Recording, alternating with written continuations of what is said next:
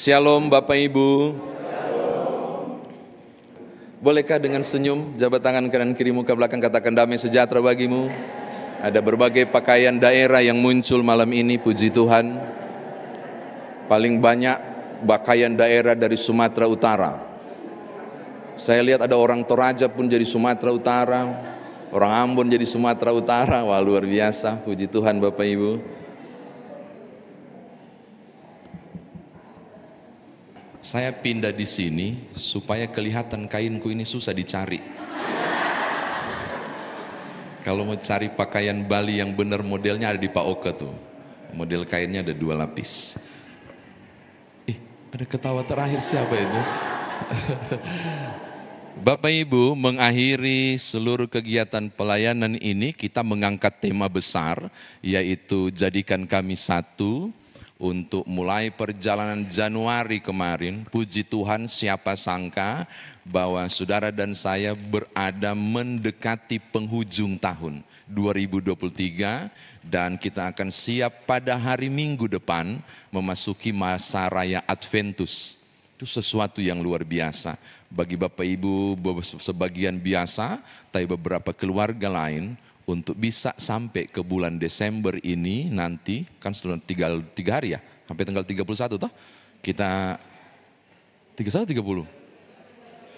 Oh iya, setahu saya 30 tapi ada yang bisiki saya 31 soalnya.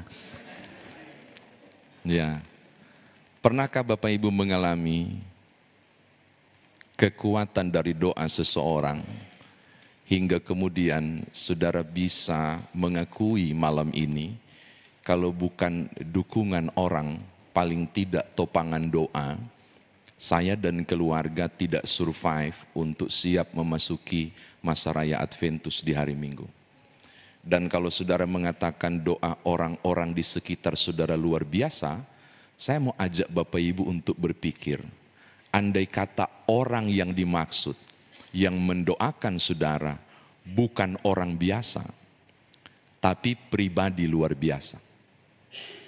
Andai kata saya bilang begini, bahwa yang berdoa untuk saudara bukan tetangga, bukan teman jemaat, tetapi Almighty God, yaitu Yesus Kristus, apakah perasaan saudara? Ada yang bilang, masa sih Yesus pernah berdoa untuk kita? Saya mau kasih tahu Bapak Ibu, bacaan kita bicara tentang doa Tuhan Yesus untuk saya dan saudara.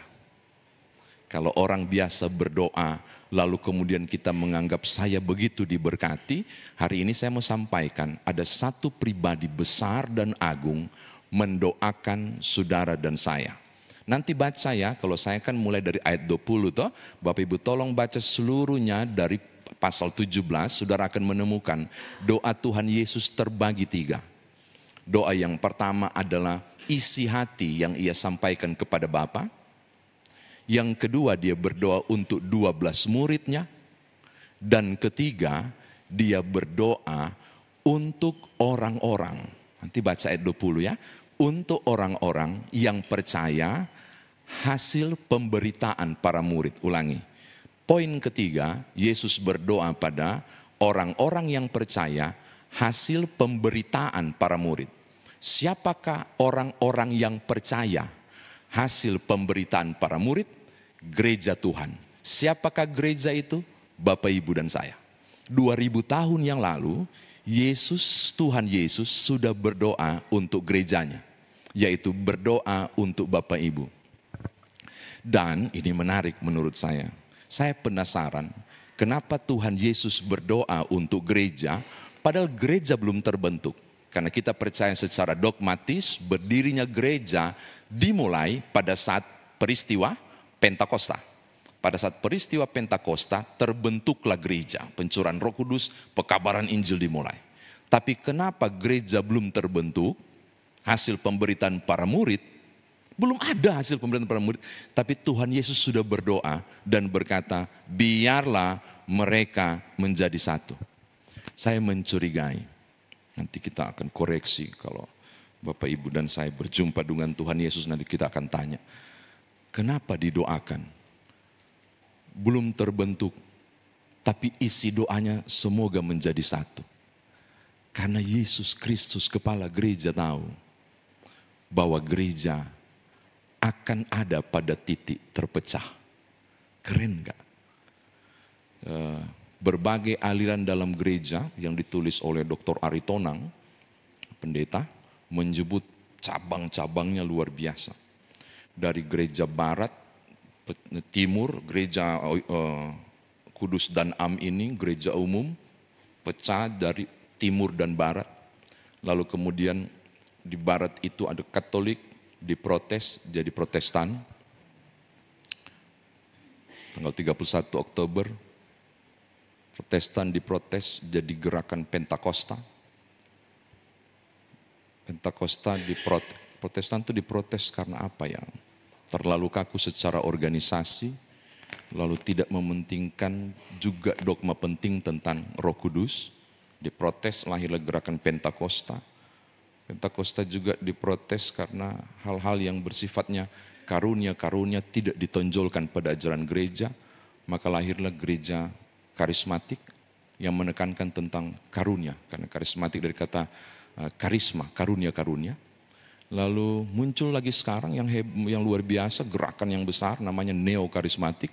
Yang menekankan benar gereja itu juga harus ada ajaran tentang karunia-karunia. Tapi gereja bukan gedung, maka dimanapun orang berkumpul dia juga bisa beribadah di sana. Akhirnya tidak perlu gedung gereja. Di hotel orang beribadah, bioskop orang beribadah, di rumah makan mereka beribadah. Itu disebut dengan neo-karismatik. Saya nggak tahu lagi akan lahir lagi diprotes jadi apa. Tapi yang pasti cabang-cabangnya luar biasa. Dan kemudian ada kesan terpecah. Saya menangkap ada sesuatu yang tidak beres. Sehingga Tuhan Yesus ketika gereja belum terbentuk sudah mendoakannya. Kiranya gereja menjadi satu. Belum lagi gereja suku. Ada berapa suku mendirikan gereja dan seterusnya. Kita akan bahas malam ini bagaimanakah memahami doa Yesus itu dan kita aplikasikan dalam kehidupan beriman sebagai gereja. Betulkah menjadi satu berarti cuma satu sinode? Ada orang bilang begitu. Betulkah menjadi satu maka kemudian HKBP harus bergabung dengan GEMIS, GPM, tuh suku-suku jadilah satu, hingga disebut lagi bukan lagi gereja daerah atau suku, oh no. Kita akan bahas tentang itu. Supaya kita mengerti yang menjadi satu tidak berarti kemudian menjadi seragam. Mari lihat ayat 20 Bapak Ibu. Kita akan telusuri pengertian doa ini. Saya bacakan teks ini, lihat ya. Dan bukan untuk mereka ini saja aku berdoa, tetapi juga untuk orang-orang yang percaya kepadaku oleh pemberitaan mereka. Siapa itu? Gereja. Apa yang dia doakan? Supaya mereka semua menjadi satu, sama seperti engkau ya Bapa di dalam aku, dan aku di dalam engkau. Agar mereka juga di dalam kita, supaya dunia percaya bahwa engkaulah yang telah mengutus aku. Bapak Ibu mesti baca ulang-ulang ayat 21 ini supaya dapat sesuatu yang benar dari pengajaran ini. Dia mau bicara soal apa? Hubungan sebab akibat. Dia bilang begini, aku berdoa supaya mereka menjadi satu, ini agar mereka di dalam kita, supaya dunia percaya bahwa engkaulah yang telah mengutus aku. Jadi ada sebab akibat. Supaya enak untuk dipahami, karena ayat 20 ini kalau ayat 21 kalau baca, kurang kuat pesannya. Saya mau kasih kalimat negatif. Tolong lihat ayat 21. Saya akan beri kalimat negatif supaya Bapak Ibu lihat maknanya luar biasa. Negatif itu berarti tidak ya. Tolong lihat ayat 21. Aku berdoa supaya mereka tidak menjadi satu, agar mereka tidak di dalam kita, supaya dunia tidak percaya bahwa engkaulah yang mengutus aku. Tangkap? Itu baru dapat. Kenapa Yesus Tuhan Yesus bersikeras gereja menjadi satu? Agar gereja ada di dalam Bapa dan Kristus. Dan paling penting supaya dunia percaya bahwa Yesus diutus Bapa. Ini penekanannya Bapak Ibu. Bapak Ibu, gereja menjadi satu, efek besarnya adalah supaya dunia percaya bahwa aku diutus Bapakku, kata Tuhan Yesus. Maka saya kasih balik, kalau gereja tidak menjadi satu, efek besarnya adalah dunia tidak percaya Kristus pernah datang ke dunia. Ngeri enggak? Kalau gereja masih terpecah, kalau gereja tidak menjadi satu, jangan pernah mimpi orang mengakui pernah terjadi Natal Kristus yang bulan Desember kita mau rayakan. Kalau gereja tidak menjadi satu, orang di luar sana tetap bikin tanda tanya besar, benarkah Allah pernah jadi manusia? Karena kalau gereja tidak menjadi satu, dunia tidak percaya bahwa Yesus diutus Bapaknya. Itu efeknya. Karena banyak orang ketika baca teks ini cuma, oh iya jadi satu. No, itu maknanya luar biasa. Bahkan kalau turun lagi sampai ke ayat 23, Bapak Ibu akan menemukan juga sesuatu yang gemilang. 20 dan 23 di bacaan kita. Bahwa ketika gereja menjadi satu, aku akan memberikan kemuliaanku kepada mereka. Efek besarnya adalah jika gereja tidak menjadi satu, tidak ada seorang pendeta pun yang bisa mengatakan begini, datanglah kemuliaanmu di tengah persekutuan, biar hadirat Allah. Enggak ada, enggak bisa diucapkan. Karena gereja tidak jadi satu. Dalam setiap persekutuan, kemuliaan Tuhan tidak hadir. Itu efek ayat 20-21. Maka saya mau katakan poin pertama ini. Kepentingan gereja menjadi satu bukan untuk Bapak Ibu dan saya, bukan. Kepentingan pertama, gereja menjadi satu supaya orang tahu Tuhanmu dan Tuhanku pernah datang ke dunia. Diutus oleh Bapa untuk datang ke dunia menebus dosa manusia. Jadi mau memasuki masa raya Adventus, kita mesti ingat. Setelah masa raya Adventus persiapan ini, kita masuk masa raya Natal. Bapak Ibu dan saya hanya bisa memaknai peristiwa Natal Kristus kalau gereja jadi satu. Kalau masih terpecah, masih blok-blokan, itu tidak jadi kesaksian tentang gereja menjadi satu. Tujuan pertama, gereja jadi satu untuk Tuhan. Yang kedua, hal kedua, efek dari gereja menjadi satu tentang kemuliaan. Yaitu, apabila kita menjadi satu, kita bisa mengatakan kemuliaan Tuhan hadir dalam persekutuan ini. Orang bilang gereja itu kudus dan am. Pemahaman dogmatisnya begini. Gereja itu enggak pernah kudus. Kenapa? Karena 1 Petrus pasal 2 ayat 9 bilang begini. Orang yang dipanggil keluar dari kegelapan. Bapak Ibu dan saya orang-orang gelap. Kata Petrus yang dipanggil keluar. Lalu kenapa jadi kudus? Karena yang maha kudus turun. Dan maha kudus enggak akan turun kalau gereja terpecah. Ayat 23. Jadi orang mau bicara tentang kemuliaan Tuhan hadir dalam persekutuan, tidak akan terjadi kalau gereja masih terpecah. Maka tujuan kedua adalah gereja menjadi satu supaya saudara dan saya bisa merasakan kemuliaan Tuhan. Amin. Oke. Saya kira demikian firman Tuhan ditafsirkan. Saya tidak akan panjang-panjang Bapak Ibu karena beberapa orang kesulitan dengan kepalanya yang disanggul dan mulai kekeras. Ada yang pakai segala hal. Saya juga takut saya punya kain ini keturun. Ada beberapa tali yang harus diikat sampai pakai. Makanya tadi Pak Oke bilang harusnya pakai ikat pinggang di bagian luar. Aku nggak ngerti, aku bukan Bali beneran sih. Ya. Nah sekarang bagaimana kita bawa dalam kehidupan beriman kita? Bagaimana menjadi satu? Bapak Ibu, saya suka memberi contoh menjadi satu itu tentang pelangi. Seperti engkau dan aku adalah satu, biarlah gereja menjadi satu seperti engkau dan aku. Engkau dan aku itu Tuhan Yesus dan Bapanya. Mereka adalah satu, tetapi tidak kehilangan kecirian dan keidentitas yang khususnya. Yaitu ia sebagai anak dan ia sebagai bapa. Saya tidak akan bicara Trinitas, nanti akan panjang banget. Intinya saya bilang begini, menjadi satu tidak berarti menjadi sama. Ulangi Bapak Ibu ya, ini penting. Menjadi satu tidak berarti menjadi sama. Silakan ada gereja suku dalam kepelbagaian. Silakan dengan pakaian daerahnya masing-masing. Silakan ada gereja yang berbahasa daerahnya masing-masing. Silakan ada liturgi yang berbeda. Silakan ada yang tepuk tangan.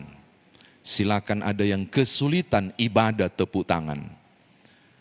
Tadi saya sengaja tepuk tangan keras-keras.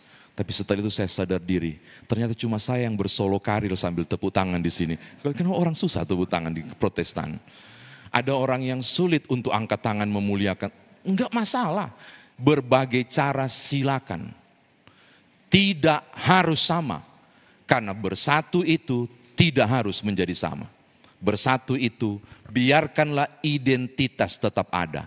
Pelangi tetapi membusur dengan indah. Merah tetap merah, kuning tetap kuning. Aduh, nanti dibilang kampanye ini. Jadi yang benar kan pelangi merah, kuning, hijau. Gitu, tetap pertahankan warnanya, tetap pertahan, dia tidak melebur, tiba-tiba menjadi satu luar biasa, baru tiba-tiba menjadi merah muda, enggak, mereka mempertahankan warnanya luar biasa. Tapi yang luar biasanya adalah ketika mereka pertahankan warnanya, mereka bersatu untuk membuat busur.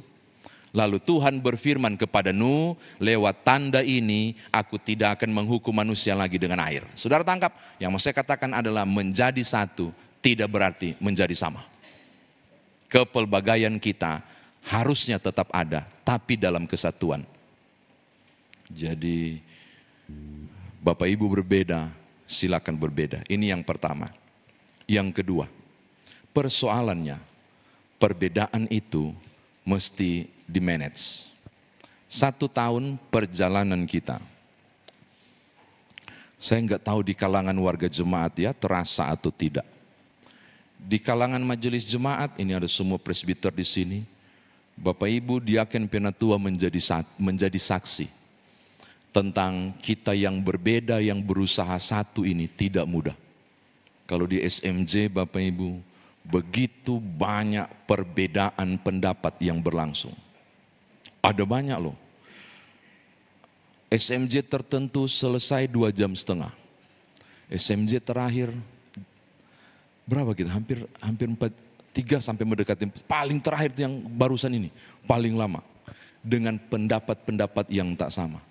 Tapi saudara tahu, selesai sidang, orang bercerita biasa, salam-salaman, hahaha bersama karena tahu beda pendapat itu untuk satu hal, supaya Tuhan tetap ditinggikan.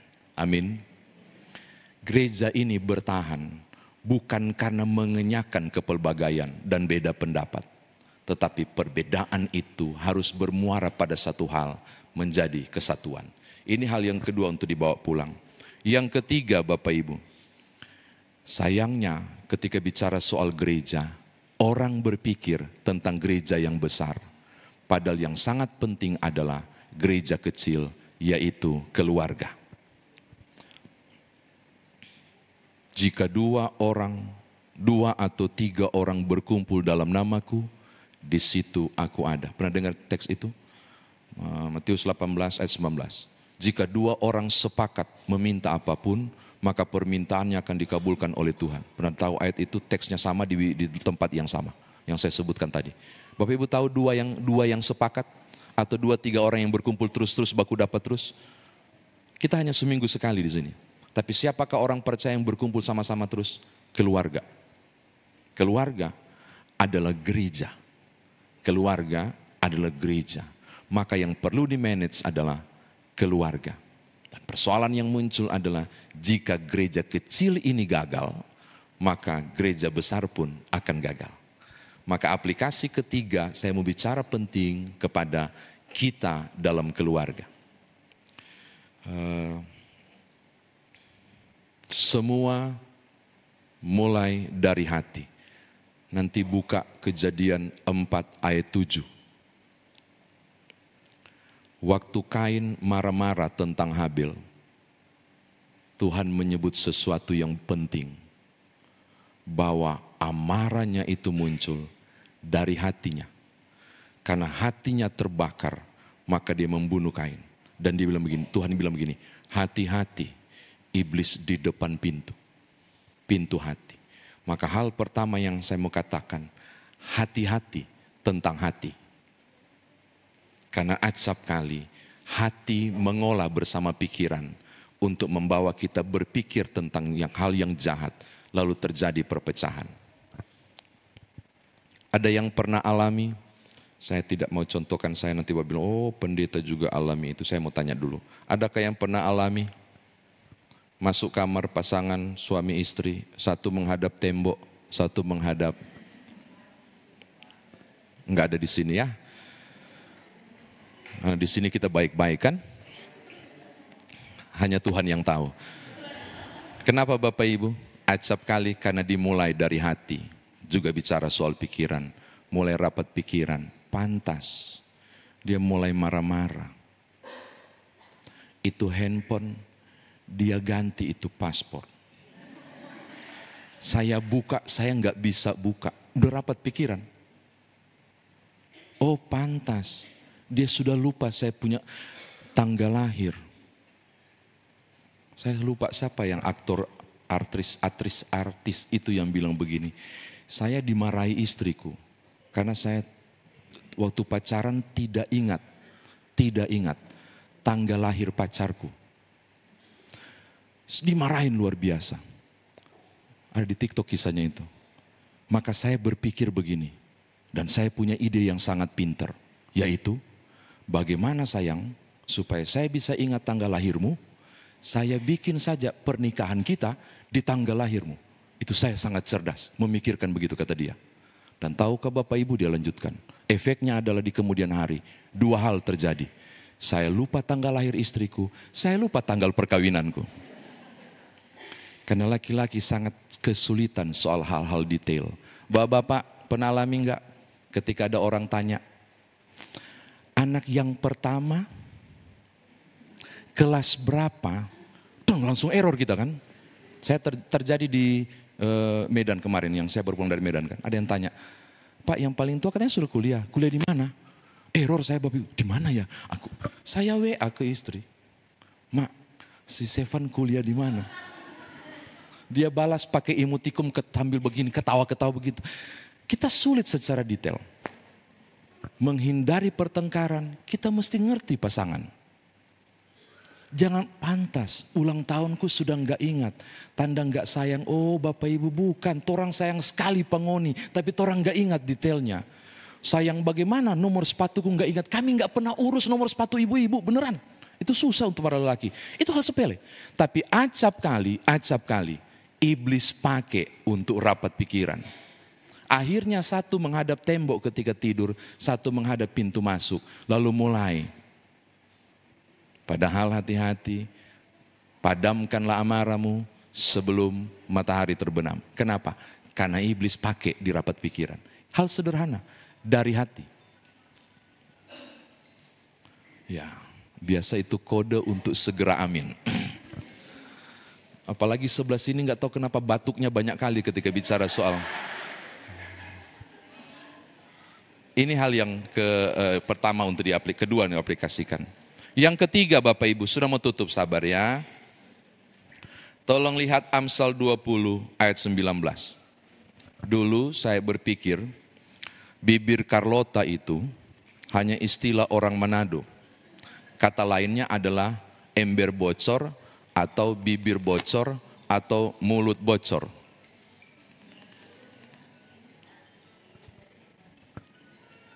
Ya.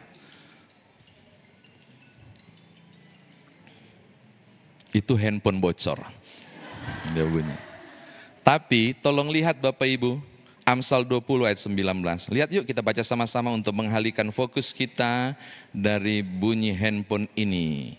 Amsal pasal 20, tolong buka Amsal pasal 20 ayat 19, kita bunyikan bersama-sama. Amsal pasal 20, Amsal pasal 20 ayat 19, 2, 3. Siapa mengumpat membuka rahasia, sebab itu janganlah engkau bergaul dengan orang yang bocor mulut.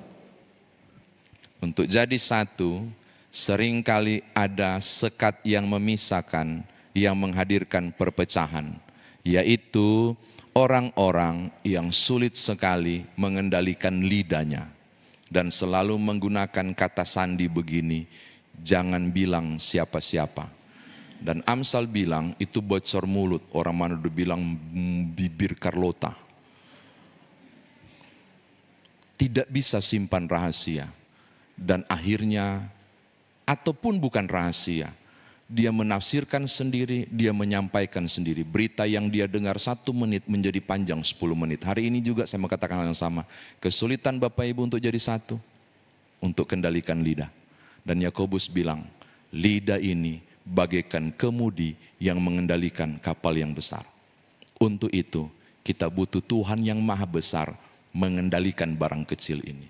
Berpikirlah sebelum berkata, berpikirlah sebelum menghakimi, berpikirlah sebelum mengomentari. Media sosial sangat jahat saat ini. Kita akan punya rekam jejak. Apapun status yang Bapak Ibu buat, mungkin tujuannya baik, tapi jangan-jangan itu menyakiti orang lain. Mungkin tidak bermaksud seperti itu, tapi kadang-kadang menyinggung orang lain. Itu pun menyebabkan perpecahan. Jadi kendalikan. Bilang tidak bisa ganti, tapi hari ini kulihat kau beli sepeda baru buat anakmu. Kan itu bagus, bagus tujuan cuma itu. Tapi menyinggung orang kan. Oh kau bilang tentang saya cuma pinjam 50.000 kau bicara di Facebook. Coba, hal sederhana, acap kali tanpa sadar. Atau mungkin hal-hal yang benar ingin kita sampaikan, tapi tersampaikan dengan cara yang sama dan akan melukai. Maka poin ketiga, 4 ini bicara soal kendalikan mulut. Supaya menjadi satu itu tetap menjadi satu. Tadi terakhir, ini terakhir sekali. Tolong lihat Galatia pasal 6 ayat 2. Galatia pasal 6 ayat 2. Ayat ini Bapak Ibu sudah hafal. Di luar kepala sampai lupa.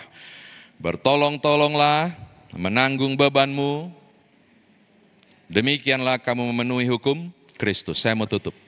Bentuk menjadi satu adalah kesediaan Bapak Ibu dan saya bahu-membahu menopang kondisi masing-masing yang terjadi dalam kehidupan berjemaat.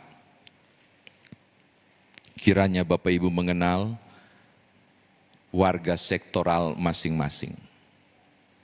Dan kiranya Bapak Ibu menyadari bahwa engkau ada kemungkinan besar untuk dia.